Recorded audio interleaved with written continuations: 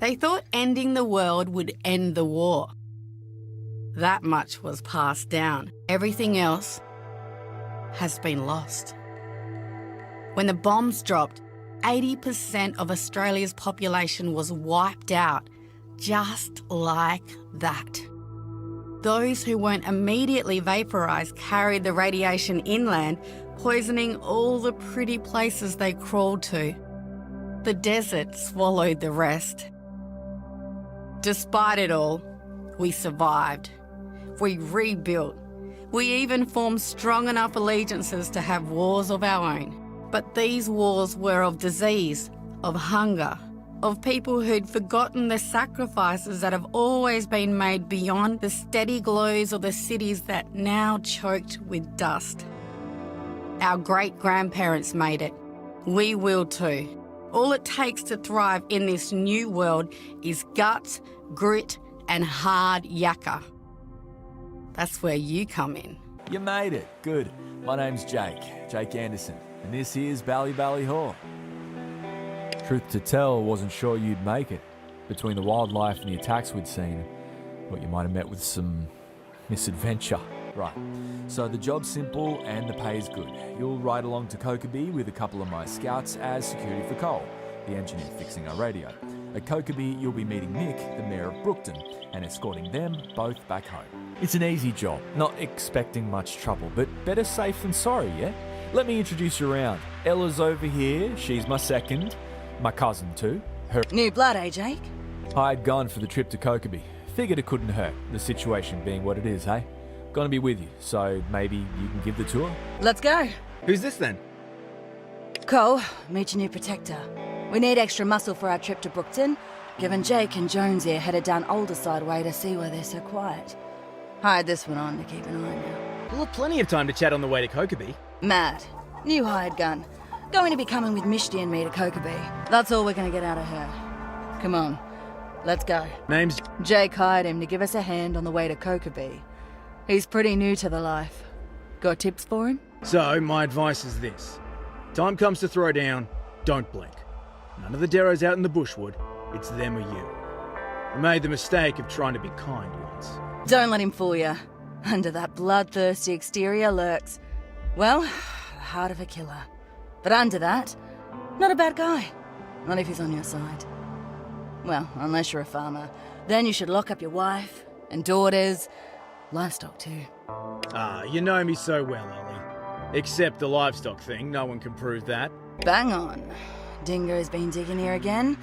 Little bastards have been busier since Mishti turned the place into a bloody chook farm. Heard you having your chin wags with everyone. How you finding Ella? Yeah, we've done some work clearing the trees around here. Had a nasty scare years back. Some ref... Anyway, if you're done with that, time to get Cole up to Kokobee. Like I said before, it should be safe and easy. Once you get there, meet up with Mick. He can be a real charmer, or he can be a right bastard. He's a hard man, so it's best not to bullshit him. Anything else you need from Bally before we go? Don't take long, mate. We're on a schedule. Ho! I would be deeply offended if I was smart enough to understand that, I'm sure. But look, keep your skin in one piece, yeah? And this goes double for you, Mishti. You too, new kid. If all else fails, listen to Ella. She'll steer you right. You're not even an hour from Bally Hall when you spot a makeshift cart in the road. A man lies motionless on the ground. A sobbing woman cradles his body. Heads up. Over there, behind the fence. The young man sitting off the side of the road is rocking back and forth, a pistol held, unheeded, in one hand. Neither he nor his mum appear to have noticed you, lost in their own personal tragedy. Things could get dicey. Hang back while we check this out. You got it, boss. Stay back! I've got a gun! I'm Will. No, it wasn't like that! He asked me to. He said he was holding me and Mum back, that we'd never make it to Meriden at this rate, so he asked me to make sure she makes it. And I shouldn't even be alive. He'll be safer without that around for now. We done here? Cole, you ready? Let's go. Welcome to Kokobee Way Station. Now we've got Cole here. All we need to do is wait for Mick to arrive and escort the two of them back to Brookton. You should be arriving any minute now. Any minute now. I'll introduce you to Tina. She runs this place. Good person to know if you're looking for work. Oi, Tiny! G'day. Name's Damo. Everyone needs fuel.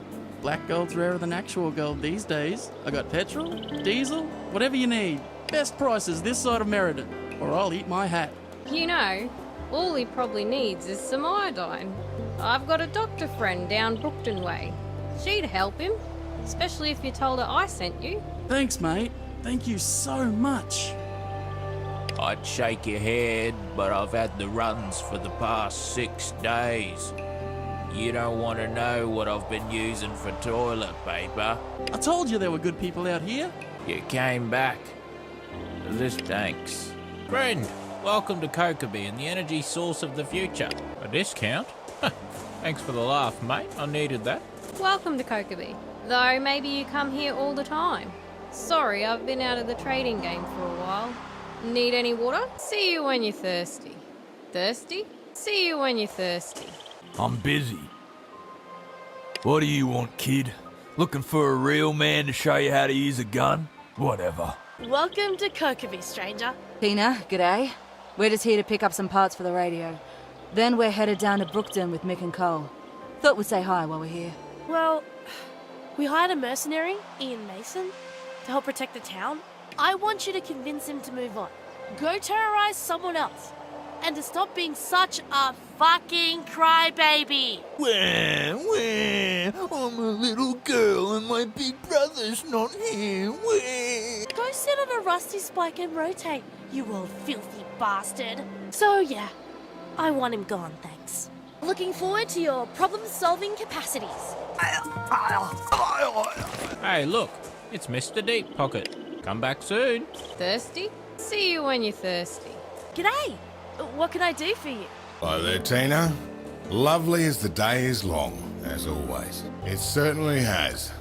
Had some excitement in the morning. Had to deal with some diplomacy after that. Not a bad day's work, if I say so myself. It's the only way to be, kid. Let's finish up and get on the road. Thirsty? See you when you're thirsty.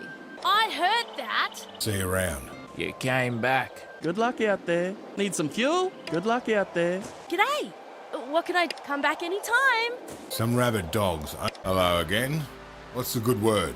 Right, that's enough socialising for one day. It's good to know your limits. Let's head back to Bally Bally. Sun's about to set. Mick will want to grill the new kid on how the day went down. Let's handle that part first, yeah? Met the locals then. Looks like you've been through the ringer, new kid. Time for a beer. Each person paying for themselves, of course. Oh, I'm gonna need a beer or 5 after that ordeal. Been a hell of a day, yeah? Gotta head back and spell mad. She'll have gotten pissy sitting up in that nest by a lonesome for hours. Pub o'clock, yeah? I'm parched. Hope we'll see you in there. Anyway, Dreamer, I'm gone. I'd say don't do anything I wouldn't, but you're already way past that point if you're keen on a dickhead like Henry. I'll tell Matt you're drinking her beer. Heard you put that crybaby Mason in his place. Guy was overdue for a derp now. That'll teach me to take people at their word, huh? Cheers. It was a shame things had to go. It was a shame things had to go the way they did in Kokobi. But I'm happy to know you had Ella and... Attaboy. As for that merc up in Kokobi, Deadeye Mason was a bully and a fucking embarrassment. We don't kill people for that around here. Not since I became mayor anyway. Now, your turn. The sound of hail reaches your ears a moment before Sean bursts into the pub, screams and cloying smoke trailing in his wake. Get out here, we're under attack! Bloody hell. Without warning, the raiders were just there, cutting people down as they ran, eviscerating anyone who didn't, and burning everything else. Brookton was a growing community, making the most of a shitty situation after the world went and fucked itself. Brookton was, with no hope now. People scattered and ran, some were found too late. Many weren't found at all. Morning comes, cold, with a hint of fire on the horizon as you cross the vast red desert. The pale faces of the survivors who reached Bally Bally Hall were ovals of white in the darkness when you left, watching as you, Mick, Ella, and Mad begin your trek towards the answers none of you were sure you wanted to find. Smoke no longer rises from Brookton. The visiting winds have carried it away in the night. You listen for the cries of the wounded, but hear only silence. Even the dawn chorus of kookaburras chattering in the trees is absent, chased away by the smell of blood and gunpowder. Mick leads you through the gate, then stops. That's when the nightmare becomes real. Right. Spread out and look for survivors. Scouts will hold up around the pub, last time I saw. Jake would have left a sign if he was safe. Something's wrong. Let's get the rest of this mess sorted then, eh? Well, this sucks. Let's keep moving. Hey, mate. This has been quite the fucking shit show. I think Mick's about ready to pack it in. Okay, but don't take too long. Well, it's been a tough day, but we're not done yet. It's clear by now that help isn't coming, and without some sort of protection, our days here are numbered. The way I see it, we bury our dead and we head off to Meriden.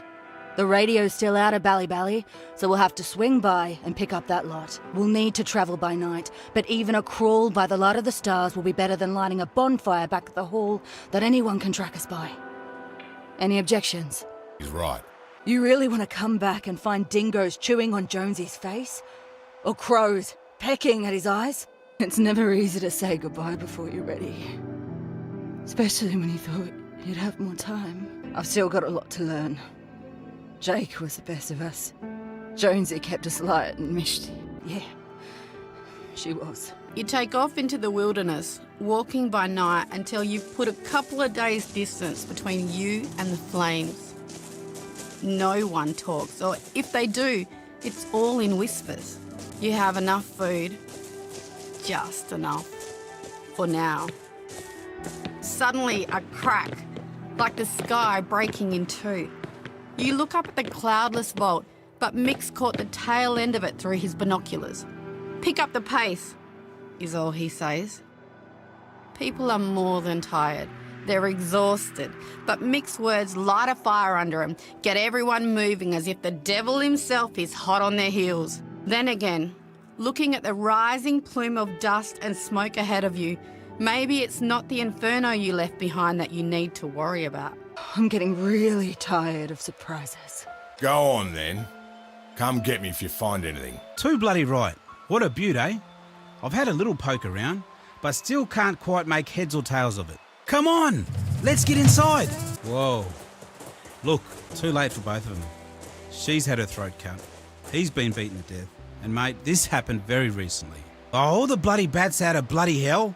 Okay, he is 100% certified dead this time. Must have been important. May as well find out what was so worth protecting. Okay, so I guess we weren't the first ones here. Wait, the mongrels were here? That's Mick's call to make, mate. Let's go see what Mick reckons then, yeah? Well, let's go get this over with. On your bike then? Okay, but get a wriggle on.